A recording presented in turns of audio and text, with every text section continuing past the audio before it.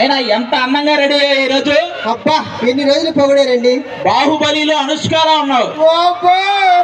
అదే ఆ first part లో పొలం ఏరుకుంటుంది కదా అనుష్క. సరే సరే, ఏంటి ఇప్పటికిప్పుడు పుట్టింటికి వెళ్ళాల్సిన అవసరం వచ్చింది? మా నాన్నగారు నా మీద బెంగ పెట్టుకున్నారండి. కూతురికి లంగా పెట్టలేదు కానీ బెంగ పెట్టుకున్నాడా లబ్బుడు గాడు. దీన్ని చేసుకోవడం వల్ల ఏ లాభం లేదండి. ఆ చదివింపులైనా వస్తాయి అనుకుంటే గుళ్ళో పెళ్లి చేసుకొని చచ్చా. అక్కడ కానుకలు హుండీలు వేయాలంటే మొత్తం తీసుకెళ్ళి అందులో వేశారు. ఇక నాకేం వస్తాయి? పోనీ నా పేరు శేషు, దీని పేరు కీర్తి.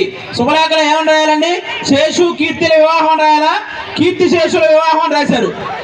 చచ్చిన వాళ్ళ పిల్లలు ఎవడు రారు అక్కడికి. ఎప్పుడు చూడండి మా వాళ్ళు తిడతా ఉంటారా కానీ ఏ రోజు మీ వాళ్ళకి నగ నట్రా పెట్టారా? నీకు నగలు నట్రా పెట్టడానికి మాది కళ్యాణి జ్యువెలరీస్ కాదే, కళ్యాణి టిఫిన్ సెంటర్. కావాలంటే ఒక దోశ.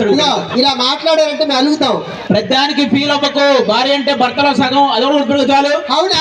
ఎస్. అంటే ఇప్పుడు మేము నవ్వితే మేము నవ్వుతాం, మేము ఏడిస్తే మేము ఏడుస్తాం, పైనుంచి దూకితే కాస్త ఎక్కువ నవ్వుతాం. దోకుండా మీకు దండం పెడతాం.